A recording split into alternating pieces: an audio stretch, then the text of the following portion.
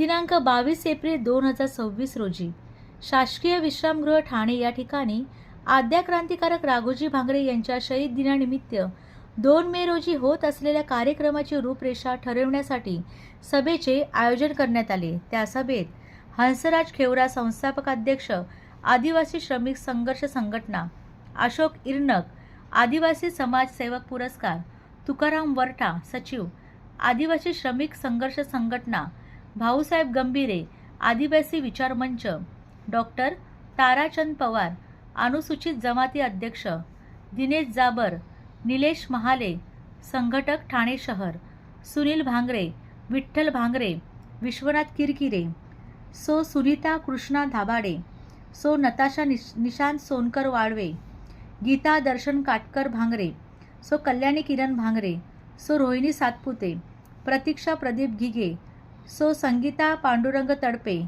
कुमुद दर्शन काटकर आदी सदस्य उपस्थित होते।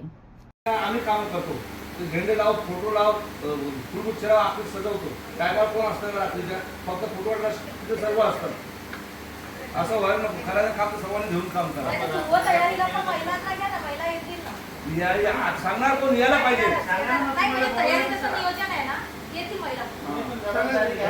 बरोबर का नाही? आपण या कार्यक्रमाची दरवर्षी आम्ही रात्रभर तो विचारात काय करू, आम्ही लोक रात्रभर फुलगुच्छ सगळं काय काय सजवू तिथनं इथपर्यंत।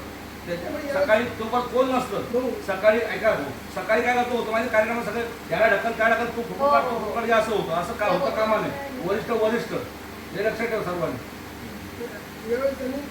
शासकीय कार्यक्रम बाहेर काय करणार नाही करू आपण सांगू नाही ठीक आहे।